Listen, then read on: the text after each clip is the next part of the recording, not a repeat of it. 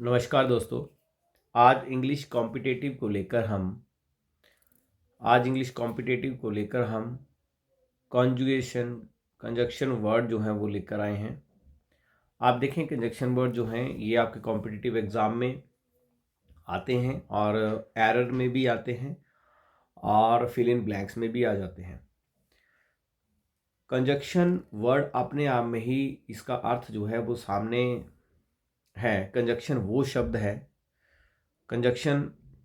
शब्द है, यह शब्द समूह है जो दो या दो से अधिक शब्दों, वर्ड्स, शब्द समूहों, फ्रेजेस, वाक्यांशों, क्लॉजेस तथा वाक्यों, सेंटेंसों को जोड़ता है।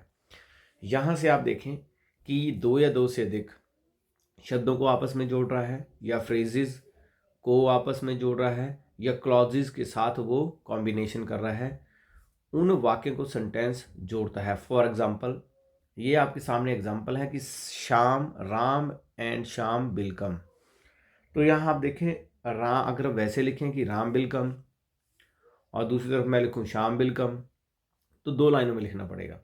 लेकिन अगर ऐसा करते हैं कि जैसा जी आपको ये सामने है कि ऐसे लिखते हैं कि जैसे राम एंड शाम, तो यहाँ पे देखें ये जो एंड है ये यहाँ पे क्या है, कंजक्शन वर्ड यहाँ पे है।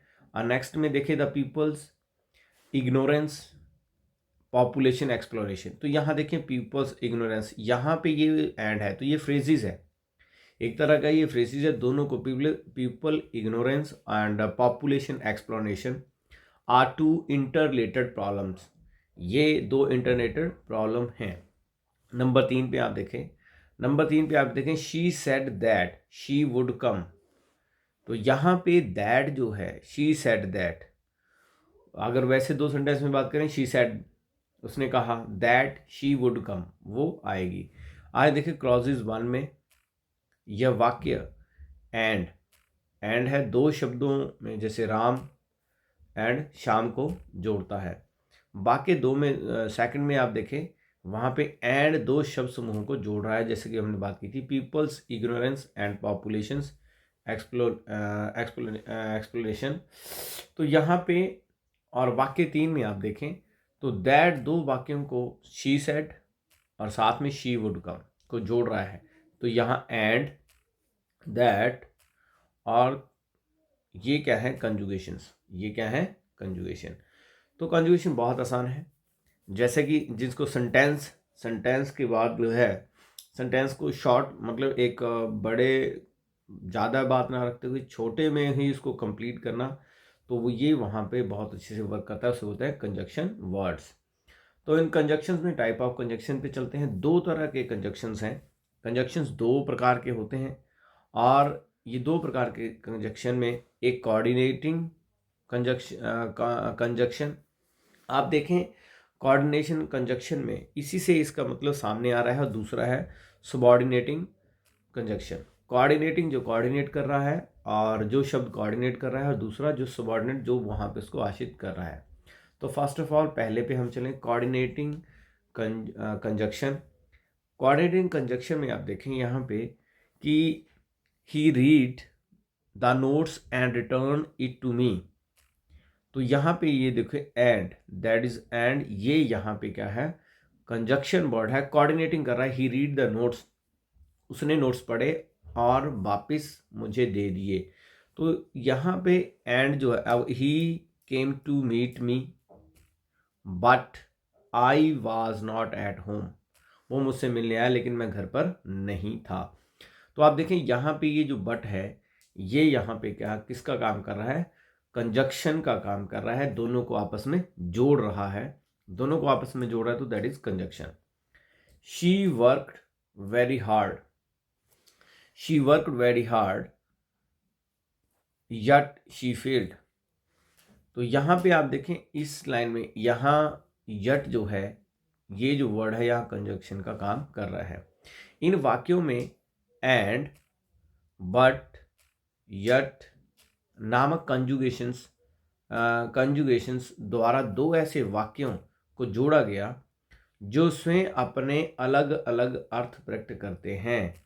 यानी कि दो वाक्यों को जोड़ा गया, वो अपने अर्थ अलग अलग, जैसे ही केम टू मीट मी, वो मुझसे मिलने आया, ये अलग वाक्य है। आई वॉज नॉट एट होम, मैं घर पर नहीं था, ये अलग वाक्य है। लेकिन वो दोनों को जोड़ रहा है, यही कंजक्शन वर्ड है, यानी कि बहुत बड़े पैर को शॉर्ट में सीमित उसने वहीं पे कर दिया। यहाँ पे क्या है कि कुछ वर्ड जो वापस बार बार यूज में ना आए और इसको शॉर्ट संदर्भ में ये कर सके। आगे हम चलें तो आगे यदि इन वाक्यों को अलग अलग क्लॉजेज में बांटा जाए, यदि इन वाक्यों को अलग अलग क्लॉजेज में बांटा जाए तो प्रिंसिपल क्लॉजेज बनेगी, प्रिंसिपल क्लॉजेज बनेगी और दूसरी कोऑर्डिनेट क्लॉजेज बनेगी। तो यानी कि दो अलग अलग वाक्य में यहाँ पे एक लाइन यहाँ पे लिखा हुआ है कि जिस कंजक्शन से कोई कोऑर्डिनेट क्लॉजेज बनी हो, जिस कंजक्शन से कोई कोऑर्डिनेट कंजक्शन बनी हो, उस कंजक्शन को कोऑर्डिनेटिंग कंजक्शन कहते हैं, उसी को हम क्या कहते हैं, कोऑर्डिनेटिंग कंजक्शन। तो एक तो आती है प्रिंसिपल, सिंपल यहाँ पे प्रिंसिपल है, क्लॉजेज बनेगी, और दूसरी बनेगी कोऑर्डिनेशन। जो दूसरी जो है वो कोऑर्डिनेट करेगी उसके साथ, जैसे कोई हम काम करते हैं तो कोऑर्डिनेटर होता है जो सबको साथ लेके वहाँ पे चलता है, तो उसी तरह यहाँ पे कोऑर्डिनेट क्लॉजेज मानी एक शब्द एक लाइन जो प्रिंसिपल है उसके साथ जो दूसरी लाइन है उसे हम बोलेंगे कोऑर्डिनेट क्लॉजेज। तो आगे हम चले तो कहता है कोऑर्डिनेट कंजक्शन जो है 4 प्रकार के होते हैं। अब आ गया कोऑर्डिनेशन कंजक्शन जो है वो 4 प्रकार के हैं। इसमें कॉमुलेटिव सबसे पहले हम बात करें तो यह संयोजक, यहाँ से आप देखें दैट इज संयोजक। कॉमुलेटिव संयोज जो कर रहे हैं मतलब आपस में जुड़ रहे हैं, जैसे and, also, both, and, as well as, now, too, no less, ये सारे जो वर्ड हैं ये आपस में क्या कर रहे हैं, इसको संयोजित कर रहे हैं। यानी संयोजित किस तरह कर रहे हैं कि जैसे दैट, इन कंजक्शंस के द्वारा एक सेंटेंस को दूसरे सेंटेंस से या नाउन, दो प्रनाउन को या दो एडजेक्टिव इत्यादि को जोड़ा जाता है। यानी कि सिंपल है, या तो दो नाउन होंगे या दो प्रनाउन होंगे या दो एडजेक्टिव होंगे, उनको ये जोड़ेगा। फॉर ही इज रिच, यानी कि he is rich and happy, वो अमीर है और खुश है। तो अगर अलग अलग लिखते हैं तो प्रिंसिपल कॉज में ये आया, तो यहाँ पे ये जो वर्ड है that is the conjunction word, लेकिन यहाँ पे इसको बोलेंगे हम, यहाँ पे ये संयोजक है, यानी कि ये यहाँ पर कॉमुलेटिव कंजक्शन है, संयोजित ये इसको कर रहा है। आगे हम चले तो that is a Ram and Shyam, Ram as well as Shyam. तो ये यहाँ पे जो वर्ड है that is the as well as, तो ये यहाँ पे क्या कर रहा है, इसको संयोजित कर रहा है दोनों को ही। Ram as well as Shyam is coming, Ram और श्याम दोनों आ रहे हैं। नेक्स्ट है अल्टरनेटिव कंजक्शन। अल्टरनेटिव से ही मतलब पता सामने चल रहा है कि अल्टरनेट का मतलब है विकल्प। आप विकल्प में देखें, आइदर, या तो ये होगा या और वो होगा, नाइदर ये भी नहीं होगा वो भी नहीं होगा, तो एल्स, आगे और एंड अदरवाइज। ये जो वर्ड हैं जब आप ऐसे शब्दों को वहां पे देखते हैं तो इनको हम कहते हैं अल्टरनेटिव कंजक्शन, विकल्प, यानी कि वहां पे विकल्प देना पड़ेगा।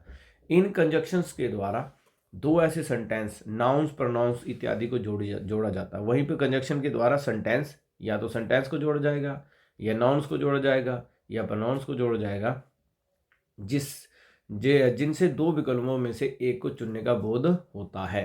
जैसे for example either, sit, quietly और गो अवे, या तो यहाँ चुपचाप बैठ जाओ या यहाँ से भाग जाओ। तो यहाँ पे आप देखेंगे ये जो वर्ड है आइदर एंड और, यानी कि विकल्प है, या तो बैठ जाओ या फिर चले जाओ।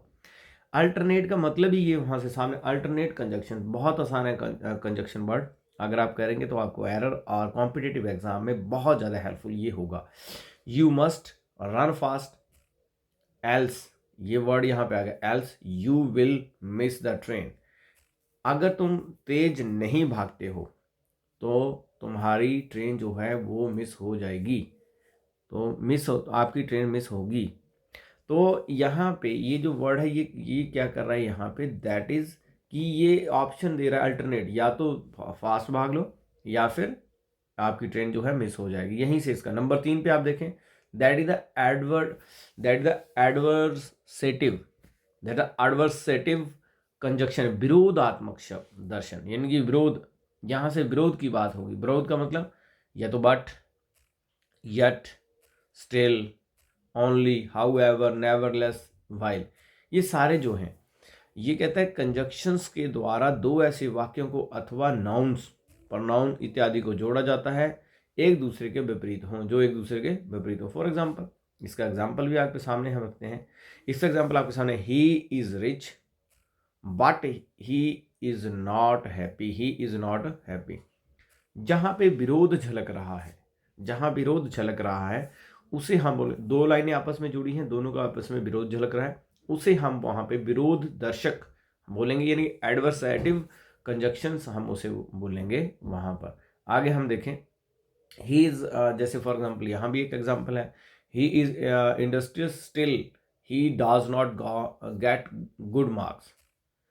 यानी कि आप यहाँ पे देखें कि वो इस शब्द में भी he is intelligent still he does not, that is a word also भी, I think that is, he is intelligent still he does not get good marks. Intelligent यानी कि बुद्धिमान होने के बावजूद भी, तेज तरार होने के बावजूद भी, कुशल होने के बावजूद भी वो अच्छे मार्क नहीं ले पाया। विरोध झलक रहा है तो विरोधात्मक। नंबर 4 पे हम चलें, चौथा है लास्ट इसमें, दैट द इलेटिव कंजक्शन, तो परिणाम सूचक, यहाँ से सीधे परिणाम जिसमें आएगा, जैसे इन कंजक्शंस के द्वारा दो ऐसे वाक्य को जोड़ा जाता है जिनमें से एक वाक्य दूसरे वाक्य का परिणाम हो। For example, I was ill, मैं बीमार था, सो आई कुड नॉट कम, मैं नहीं आ सका। जो परिणाम है जिसके कारण आप नहीं कुछ कर पाए, तो इधर कारण के कारण, तो उसे हम बोलेंगे परिणाम सूचक। परिणाम सूचक है। आप इसको कॉम्पिटिटिव एग्जाम भी उसे कैसे याद रखेंगे, सो कहाँ लगा, एंड कहाँ लगा, तो ये बहुत आसान आपको हो जाएगा। नंबर 2 पे चलें, तो नंबर 2 पे जैसे हमने पहले कोऑर्डिनेशन थी, यहाँ पे अब सबऑर्डिनेटिंग कंजक्शन। तो सबऑर्डिनेटिंग कंजक्शन को हम डायरेक्ट हम पढ़ें, if you worked hard you will succeed, यदि तुम मेहनत करते हो तुम सफल हो जाओगे। Next line is, since I was busy I could not call you up.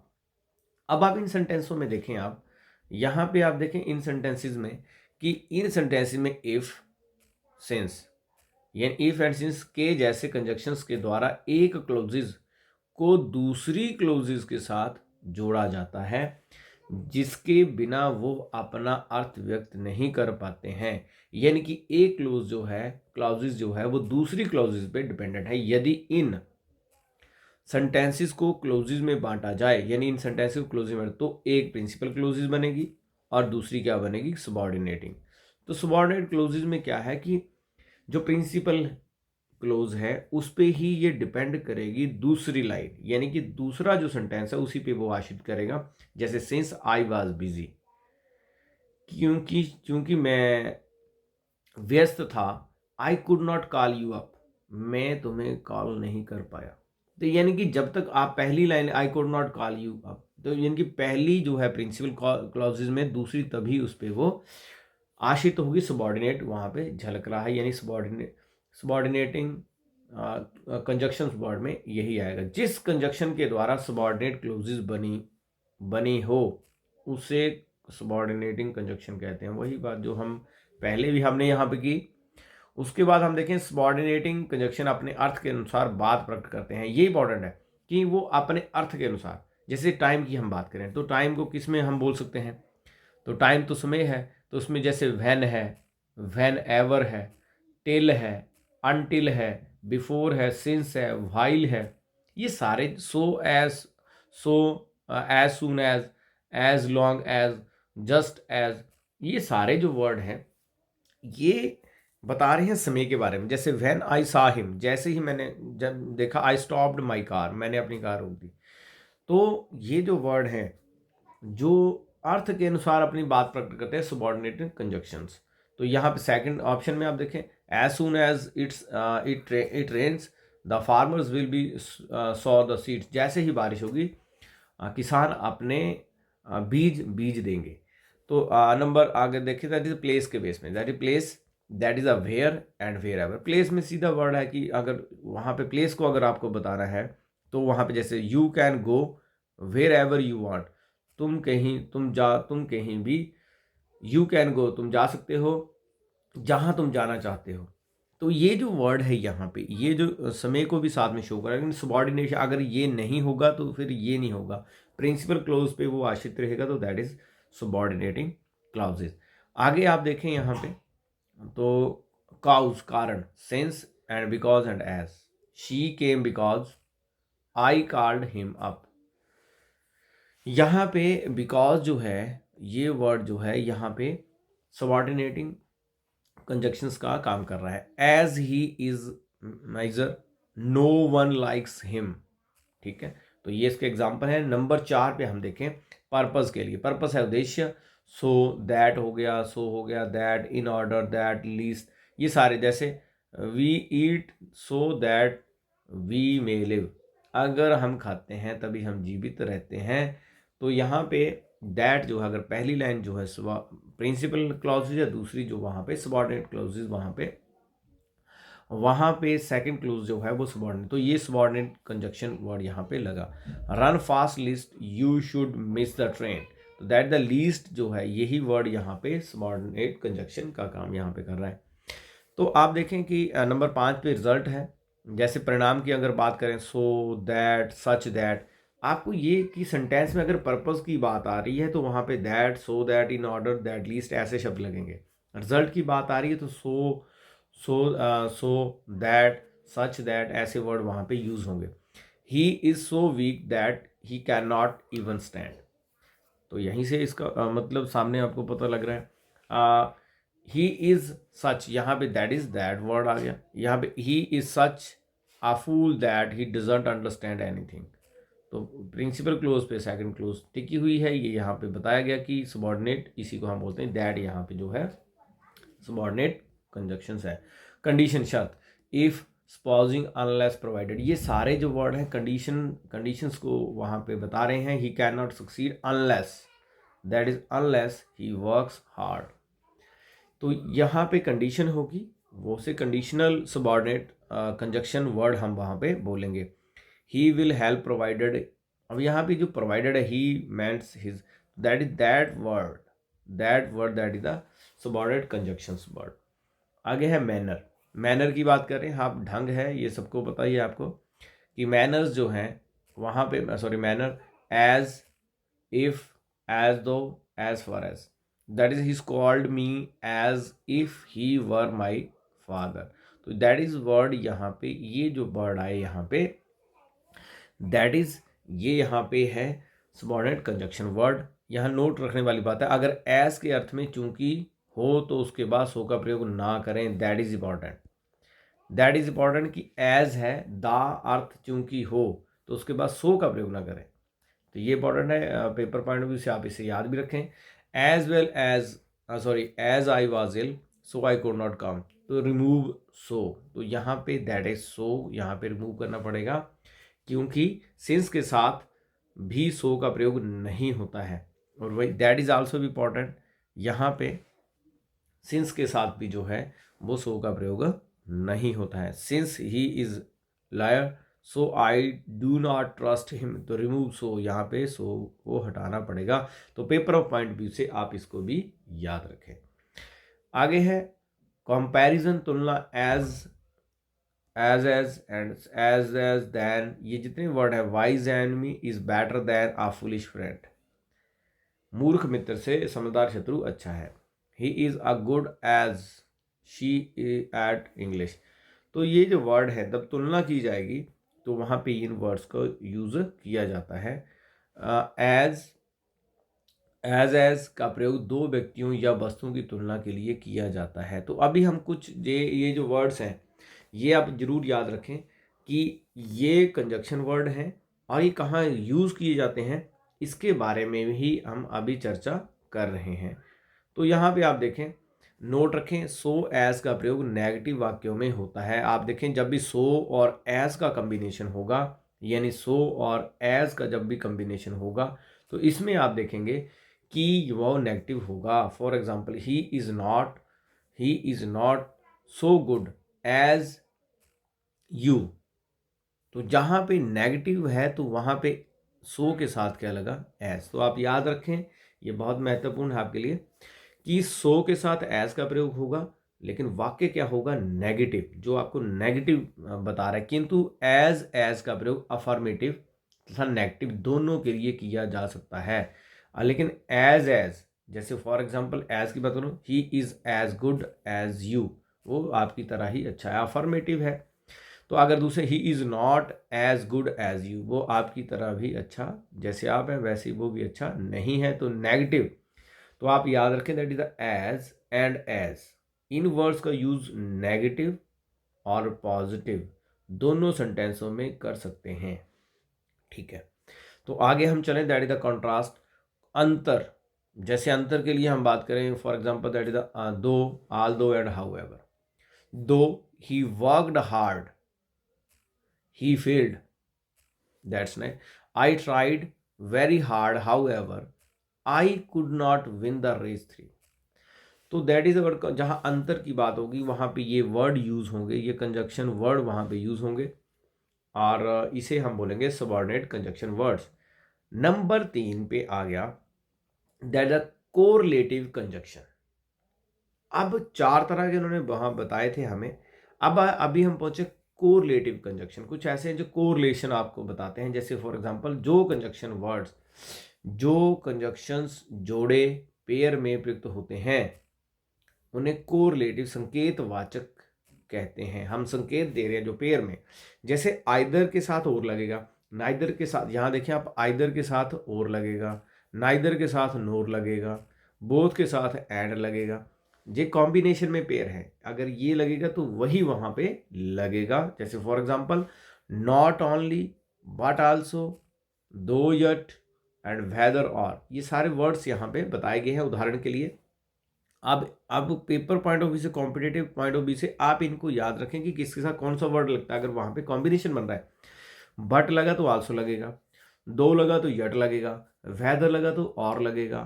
तो ये वर्ड आप यहाँ पे रखें। Neither his friends nor his parents knew about his evil intention, आप ऐसे यहाँ पे बोल सकते हैं।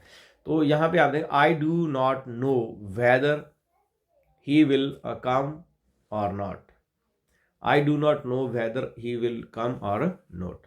आगे हम चले, that is the compound conjunction. चौथा नंबर पे हमने अभी पढ़ रहे हैं कंपाउंड कंजक्शन के बारे में।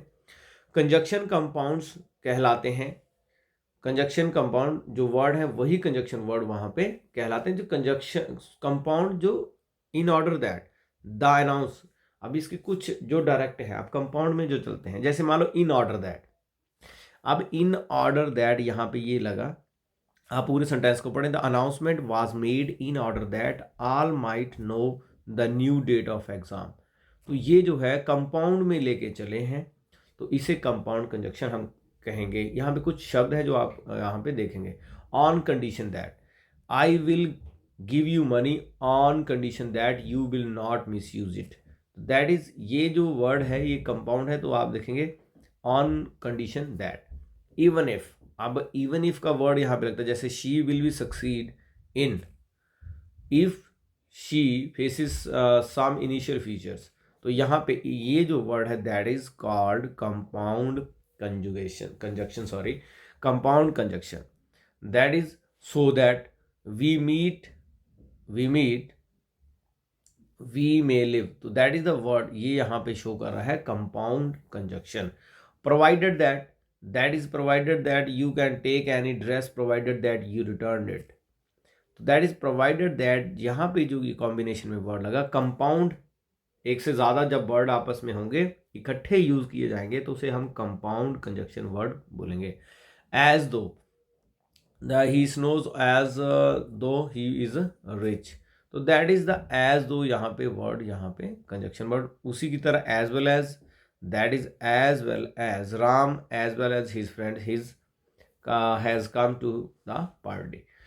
तो next is that as soon as the farmers will show the seeds as soon as it rains. And the next word यहाँ पे देखें as soon as, that is ये कंपाउंड में लगे हैं इकट्ठे, तो दैट इज कॉल्ड, जब ये कॉम्बिनेशन में लगे हैं यहाँ पे तो that is called compound conjunction word. तो हम इसे बोलेंगे compound conjunction word. As if, that is as if, and that is called compound conjunction word. आगे हम चलें, कंजक्शन के महत्वपूर्ण पॉइंट जिनसे प्रश्न पूछे जाते हैं। अब इसमें कुछ रूल्स, जैसे हम बात करें कि जो पॉइंट हमें याद रखने हैं, ये बहुत इंपॉर्टेंट है कि हमें ये याद रखना है कि अगर ए ऐसे नहीं ऐसे लगा है, जैसे पॉइंट 1 की हम बात करें, तो ये पॉइंट अगर आपको रिमेंबर हैं तो आपको कॉम्पिटिटिव एग्जाम में बहुत ज़्यादा आसानी होगी, या बहुत आसानी से कंजक्शन वर्ड आप कर जाएंगे। फॉर एग्जाम्पल यहाँ पे पॉइंट 1 की हम बात करें, and, as well as, both, and, not only but also, ये जो वर्ड यूज किए जाते हैं, इन चारों कंजक्शन का प्रयोग नाउन और प्रोनाउन इत्यादि को जोड़ने के लिए किया जाता है। लेकिन जहां तक एडजेक्टिव का प्रश्न है, ये सिर्फ दो डिजायरेबल एडजेक्टिव्स को या फिर दो अनडिजायरेबल एडजेक्टिव्स को जोड़ते हैं। तो ये नहीं कि ये ज़्यादातर जोड़ते हैं नाउन और प्रोनाउन को। शब्द आपके सामने है and, as well as, both, and not only but also. तो आपको क्या करना है, सिर्फ यही याद रखना है इनके बारे में कि ये कहाँ पे यूज किए जाते हैं। For example, he is both intelligent and hard working, he is not only dishonest but also lazy. तो यहाँ पे नाउन और प्रोनाउन को किस तरह जोड़ा गया है वो आपके सामने बताया गया। यहाँ इस केस में देखें, दैट इज इंटेलिजेंट वर्ड, ये से हम एडजेक्टिव विशेषण बोलेंगे यहाँ पे। तो वो उसने कहा कि अनडिजायरेबल को जोड़ते हैं या फिर दो को आपस में जोड़ते हैं। तो next point is that, point number 2 कहते हैं कि यदि दो सब्जेक्ट एज वेल एज और with, along with, and not, in addition, but besides, except, and the rather than, accompanied by, तो दैट इज को जोड़ा जाए तो वर्ब का प्रयोग पहले सब्जेक्ट के अनुसार होना चाहिए, क्योंकि सब्जेक्ट जो है उसके अनुसार वो वहां पे लगेंगे। जैसे Ram as well as his friends is coming, तो वो सब्जेक्ट के अकॉर्डिंग ही वहां पे यूज इट किए जाएंगे। ये आपने याद रखना कि सब्जेक्ट यहाँ पे महत्वपूर्ण है। ये जो वर्ड आपके सामने जो ऊपर ये जो वर्ड हैं सारे, ये वर्ड्स आपके तभी यूज होंगे जो आपका सब्जेक्ट है उसी के अनुसार ये वर्कआउट करेंगे, यानी कि वैसे ही, जैसे ही एंड नॉट हिज पेरेंट्स, तो सब्जेक्ट के अनुसार ही यहाँ पे ये कंजक्शन वर्ड यूज किए जाएंगे। पॉइंट नंबर 3, कई बार कंजक्शन गलत स्थान पर प्रयोग कर लेते हैं आप। कई बार जैसे not only he is cheated his friends but also his parents, तो यहाँ पे आप देखें ये गलत है शब्द। अब सही देखें, ही cheated not only his friends but also his parents, not only he cheated. तो आप यहाँ पे सबसे पहले सब्जेक्ट की सेंस बनाएं। अगर सब्जेक्ट की सेंस बन रही है तभी आपका ये कंजक्शन वर्ड वहाँ पे वर्कआउट करेगा। तो आप कंजक्शन वर्ड का सही इस्तेमाल करें। इन वाक्यों में हिज फ्रेंड्स, हिज पेरेंट्स दो विकल्प हैं। नॉट ओनली हिज फ्रेंड्स के पहले प्रयोग करें, बट आल्सो हिज पेरेंट्स के पहले। ठीक है, जो बात मैं भी आपको बता रहा था कि इस वाक्य में his friends and his parents दो विकल्प हैं जो नॉट ओनली और हिज फ्रेंड के प्रयोग किए जाते हैं करेंगे। तो नेक्स्ट आगे चलें, उदाहरण में आप देखें, sit either and quietly and go away, तो ये गलत है। कहते हैं नाइदर ये गलत है क्योंकि सिट, आपने इसको पहले ही देखा। यहाँ पे देखें sit quietly, either sit quietly और गो अवे, तो that is neither the poor villagers grow NOR eat vegetable. यहाँ हम दोनों में देखें, हम थोड़ा सा कॉम्बिनेशन में, कि दोनों वाक्य गलत हैं। कंजक्शन वर्ड जब जोड़े जाते हैं तो कोरिलेटिव, तो उसमें कोरिलेटिव होना चाहिए, तो उनका प्रयोग वाक्य में मौजूद विकल्प से ठीक पहले होना चाहिए। जैसे for example either sit quietly और गो अवे। तो सेंस आप देखें दोस्तों, यहाँ पे सेंस अगर आप बनाते हैं, अगर आप सेंस बना लेते हैं तो आपको बहुत आसान रहेगा।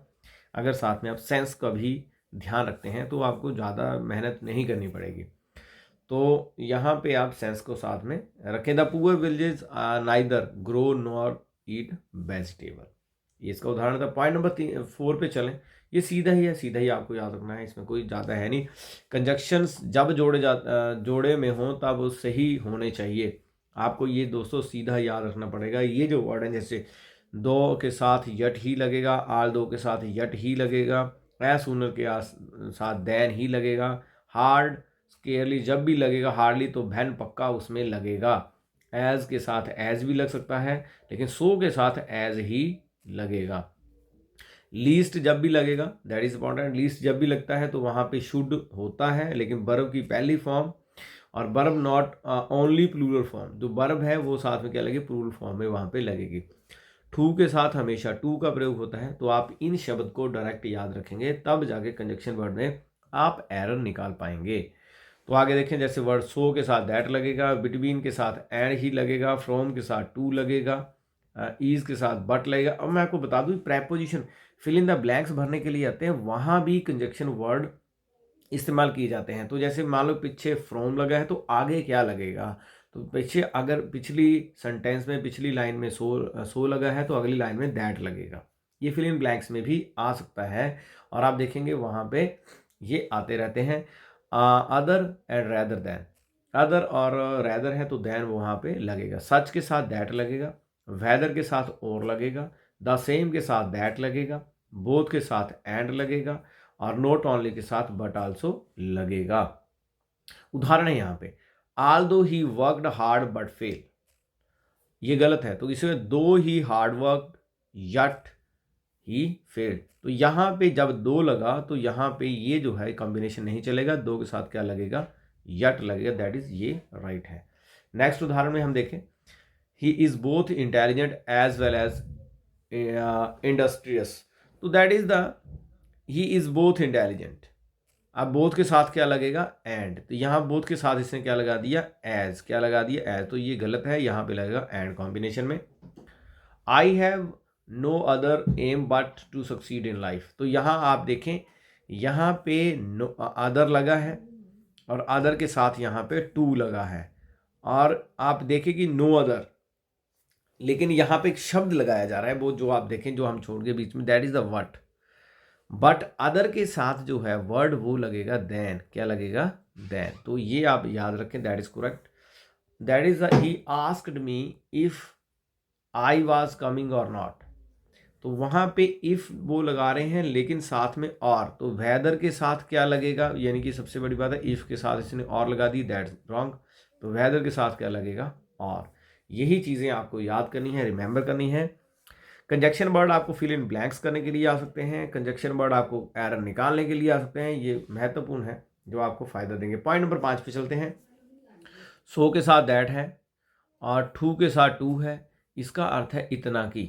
अब इतना की that is mean that I am so happy and I am very happy, तो दैट इज यहाँ पे सो नहीं लगेगा क्योंकि सो दैट इतना की, तो कॉम्बिनेशन आपको ये पॉइंट 5 में, he is so tired that he can't talk, वो इतना थक गया है कि वो आपसे बात नहीं कर सकता। सो दैट टू, टू सकता है अगर वाक्य में नोट हो तो, अगर वाक्य में नोट, जैसे he is too tired to walk, यानी कि अगर वहां पे नोट है, जब कैंट के साथ नोट है या कैन के साथ नोट, तो इस शॉर्ट फॉर्म में लिख दिया कांट, तो यहाँ पे आप देखें टू लग सकता है यहाँ पे, सो दैट की जगह वहां पे यूज कर सकते हैं, लेकिन अगर वाक्य में नोट हो तो, दैट इज बोला अगर नोट हो तब लगेगा।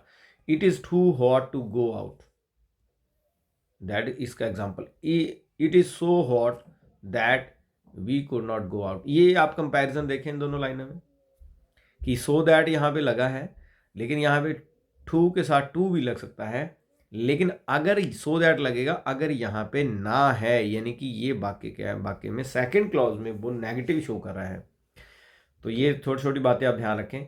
She is so weak that he could not walk, अब इसको शॉर्टकट फॉर्म में लिखा सुने, he is too weak to walk, तो आप ऐसे लिख सकते हैं। The problems is so complicated that no one can solve it, this problem is too complicated for any one to solve it, to any one to solve it. यहाँ आप देखें इस लाइन में नो है, ये तो इसीलिए यहाँ पे टू और टू का प्रयोग किया गया। पांचवा उदाहरण हम देखें, so that, that is so that it is so expensive that I can not by it, तो यहाँ पे वो यूज करा टू के साथ four, the it is too expensive for me two by, for me two by. अब to के साथ टू लगा।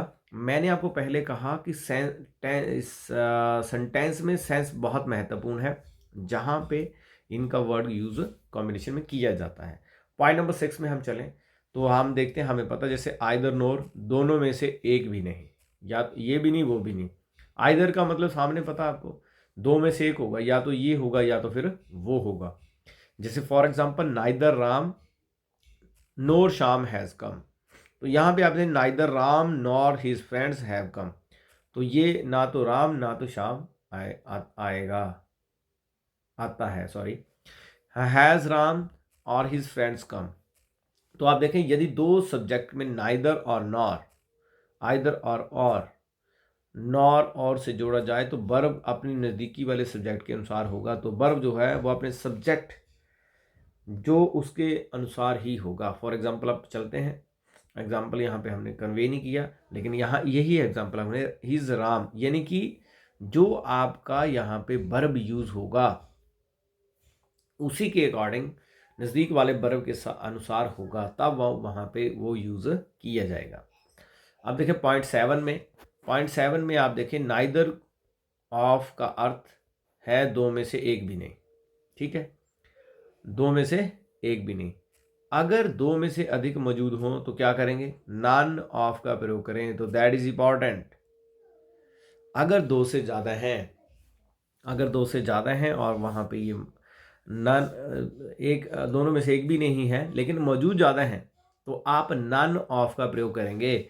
आइदर ऑफ का अर्थ है, नाइदर ऑफ का अर्थ आप देख लिया, नाइदर ऑफ का अर्थ है दो में से एक, अगर दो में से एक मौजूद हो तो वन का प्रयोग करें। तो अगर ये कहता है कि ऊपर वाले केस में देखें, नाइदर ऑफ का अर्थ है दो में से एक भी नहीं, अगर दो से अधिक मौजूद हो तो नॉन ऑफ लगाएं। आइदर में दो में से अगर वही बात आ गई कि दो में से एक, अगर दो से अधिक मौजूद हो, यहाँ भी दो से अधिक मौजूद हो, तो वन ऑफ का प्रयोग होता है, तो दैट इज इंपॉर्टेंट, वहाँ पे वन ऑफ का प्रयोग होगा। फॉर एग्जाम्पल आप एग्जाम्पल देखें, neither of his 4 sons looked after him, तो ये गलत है, आप इसको सही करें। नन ऑफ, आप यहाँ पे देखें कि that is none of his 4 sons looked after him, तो यहाँ पे लगा नन ऑफ, क्योंकि दो से ज़्यादा है तो यहाँ लगेगा नन ऑफ, क्या लगेगा, नन ऑफ। थोड़ा सा आगे चले तो either of the students of your class has done the mischief, तो ये गलत है, इसका आंसर क्या, वन ऑफ द स्टूडेंट्स, दो से ज़्यादा है, ध्यान रखें दो से ज़्यादा है, तो none one of the students, तो वहाँ लगा one, that is important point था ये। नंबर 8 पॉइंट पे चलें, एज सून एज, आपको पता है जैसे ही वैसे ही, as soon as he will come I will call you up, तो ये गलत है। As soon as he comes I will cap, तो इसमें क्या है, यह सेंटेंस की सेटिंग है, अगर वो कार्य भविष्य में एक के बाद एक हो तो दूसरे कार्य को होने से निर्भर करे, तो पहले में सिंपल सेंटेंस प्रेजेंट टेंस और दूसरे में फ्यूचर का प्रयोग होगा। तो अब आप ये याद रखें कि ज़्यादातर एज सून एज का जब भी यूज़ किया जाता है तो पहली जो लाइन है वो प्रेजेंट में और दूसरी जो लाइन है वो फ्यूचर टेंस में लिखी जाएगी, यानी कि फ्यूचर टेंस में लिखी जाएगी, सिंपल प्रेजेंट टेंस और दूसरी सिंपल फ्यूचर टेंस में लिखी जाएगी। पॉइंट नंबर 9 पे चले हम, इफ व्हेन का जोड़ा देन नहीं होता है, यानी कि when I come then I will meet, तो ये जो है यहाँ पे सिंस देन नहीं, इफ व्हेन का जोड़ा देन नहीं होता है, इसी प्रकार since as because so therefore का प्रयोग नहीं होता है। For example since I will come, sorry I was ill I could not come, यहाँ आप देखें कि इसमें as you sow shall you reap, as के साथ सो का ही प्रयोग होता है, ये हमें पता है कि एज टू एज हो जाता है, लेकिन अगर एज के साथ कोई और वर्ड लगेगा तो वहाँ पे लगेगा सो, वर्ड लगेगा वहाँ पे सो। जैसे यहाँ पे since as because so therefore का प्रयोग नहीं होगा, ये इंपॉर्टेंट है, ये आपको सीधा याद रखना कि ये जो वर्ड है जैसे सिंस है, एज है, बिकॉज है, तो इनके साथ देयरफॉर का प्रयोग नहीं होगा। आगे हम चले, that is the point number 10, that is the no sooner that hardly when, स्केयर, ये इनके साथ ही यूज होंगे, स्केयरली के साथ वैन, हार्डली के साथ वैन। अब इन तीनों कोरिलेटिव्स में जोड़ा सही होना चाहिए, सीधी बात है, जोड़ा सीधा होना चाहिए। ज्यादा no sooner did he see me when he ran away, तो यहां आप देखें कि that is the rain away, आप यहाँ पे देख रहे हैं। वैन को हटाकर देन का प्रयोग करें, तो वैन को हटाकर यहाँ पे किसका प्रयोग होगा, देन का। ये आप देखें यहाँ पे, ये जोड़ा आपको सिर्फ आपको ये जोड़े ऐसे ही रखने, स्केयरली के साथ वैन होगा और हार्डली के साथ वैन होगा और नो सूनर के साथ देन होगा। आगे चलें, इन तीनों वाक्यों में कोरिलेटिव्स का प्रयोग केवल पास्ट टेंस में करें, दैट इज इंपॉर्टेंट। तो इसमें जब रिलेशन चलता है तो इसमें चलेगा आपका पास्ट टेंस में। जैसे hardly when, hardly did I saw him when I stopped my car, तो इसमें आपका टेंस होगा पास्ट टेंस। तो दैट इज 11 पॉइंट पे हम चलें।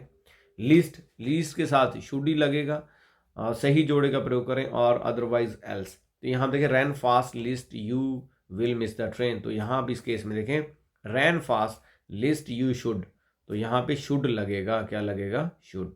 तो ये कई बार ऐसा क्वेश्चन आता है, इंपॉर्टेंट है कि लिस्ट के साथ क्या होता है, शुड का प्रयोग होता है। Point number 12, unless and until.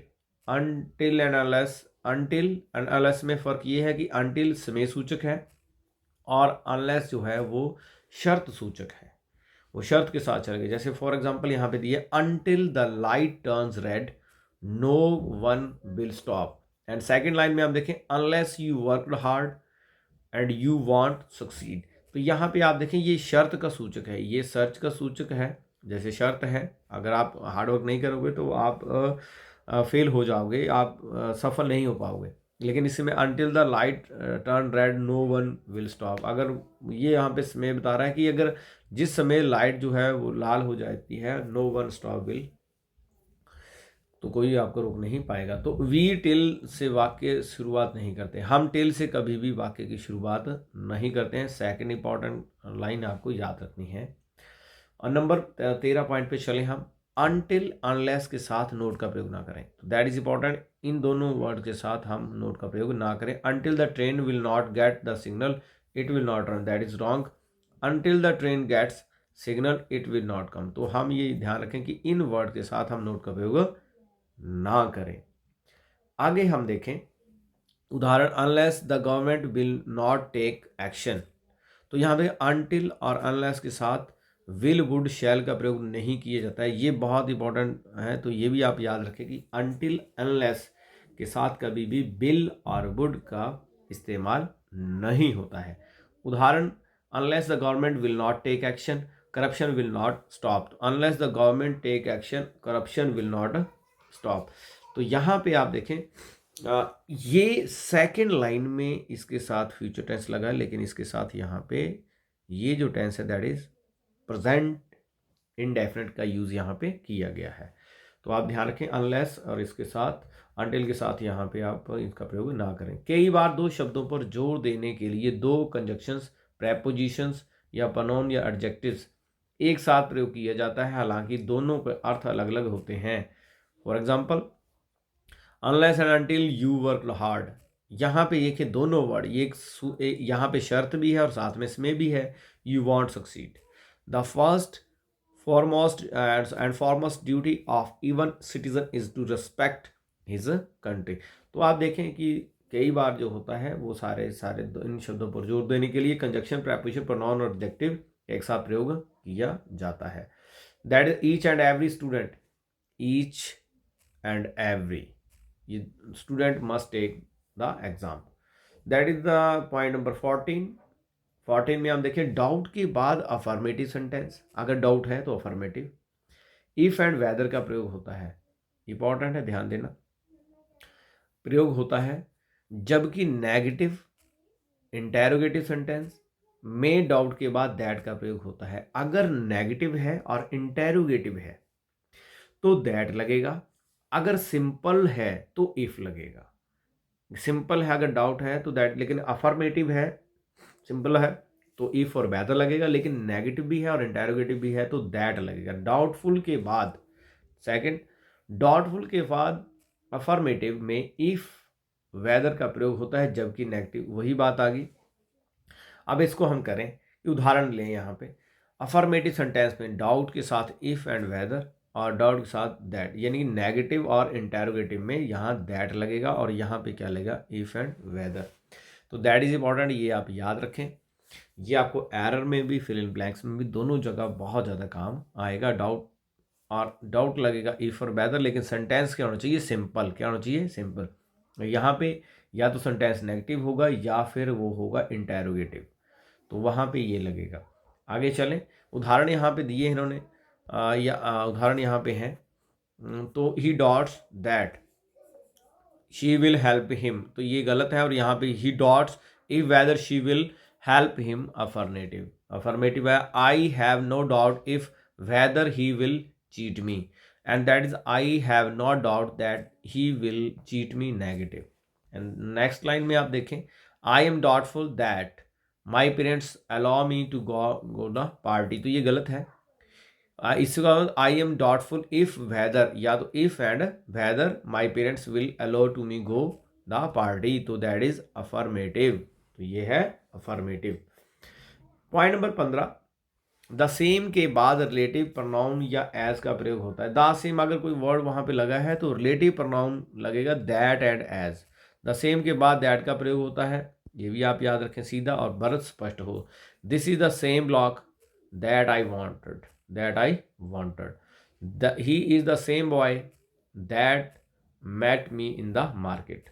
लेकिन यहाँ पे वर्ब किंतु द सेम के बाद एज का प्रयोग होता है जब स्पष्ट वर्ब स्पष्ट नहीं है। फॉर एग्जाम्पल, उदाहरण, this is the same book as mine. As के बाद वर्ब का प्रयोग स्पष्ट रूप से नहीं है, उसके बाद स्पष्ट रूप से नहीं है, तो आप इसे याद रखें ये आपको कि द सेम के बाद ये कैसे यूज होता है। तो आप देखें, द सेम के बाद हु विच का प्रयोग ना करें, that is important. The same के बाद हु विच का प्रयोग ना करें। That is the last point, 16 point. As and so as, sorry यहाँ पे सो का तुलना करने के लिए किया जाता है, तो एज का प्रयोग पॉजिटिव। तो यहाँ आप देखें एवन नेगेटिव वाक्य में होता है। सो एज का प्रयोग सिर्फ नेगेटिव, सो और एज का प्रयोग सिर्फ नेगेटिव। सो एज का जो प्रयोग है वो आपका होगा इन नेगेटिव में। फॉर ये भी आपको याद रखना, सीधा आप याद रखें, आपको फ़ायदा होगा। For example, he is intelligent as you, तो ये पॉजिटिव है। She is not intelligent as you, तो ये नेगेटिव सेंटेंस है। तो यहाँ पे एज और दैट इज एज, तो दोनों तरफ हो सकता है, लेकिन सो और एज का प्रयोग सिर्फ नेगेटिव के लिए होता है, ये इंपॉर्टेंट है। और ये एज और एज ये पहले भी हमने पढ़ा पिछले पॉइंट में। तो इसका एग्जांपल है as and as. So as verb adverb सिर्फ पॉजिटिव डिग्री के लिए होता है। और यहाँ पे आप देखें एडजेक्टिव की positive degree, she ran faster as he could faster, तो ये फास्टर को फास्ट में परिवर्तित करें, ठीक है। यहाँ पे he is better as he, तो ये बेटर जो है इसको किस में करें, यहाँ पे आएगा गुड, यहाँ पे लगेगा गुड और यहाँ पे लगेगा फास्ट। ही रैन एज फास्टर, क्योंकि परिवर्तित ये पहले एडजेक्टिव सिर्फ पॉजिटिव डिग्री के लिए होता है, ये इंपॉर्टेंट है आपको, कहाँ होता है ये पॉजिटिव डिग्री के लिए। तो that is all about the conjunction word. आज हमने कंजक्शन वर्ड पढ़े। कंजक्शन वर्ड में आप देखें, हम फिर से शुरू में अगर हम चले तो शुरू में हम चले तो मैं आपको एक शॉर्ट रेंज में अगर मैं आपको यहाँ पे बताऊँ तो आप देखेंगे शॉर्ट रेंज में, एक बार इसको हल्का सा ब्रीफ हम करें तो हल्के से ब्रीफ में कंजक्शन वर्ड जो है वो हमने पढ़ा था। कंजक्शन वर्ड में समूह दो या दो से अधिक शब्दों के वाक्यांशों को सेंटेंस से जोड़ता है, कंजक्शन वर्ड होता है, ये हमने पढ़ा था। आई होप कि ये आपको ठीक लगा होगा। अगर ऐसा है तो आप और ज़्यादा शेयर करें और मैसेज भी करें किसी और टॉपिक पे, अगर आपको और ज़्यादा कुछ पढ़ना हो। We will try for best. और हम चाहते हैं कि हर कोई पढ़ पाए और किसी कॉम्पिटिटिव एग्ज़ाम में कोई समस्या ना आए। जय हिंद, जय भारत।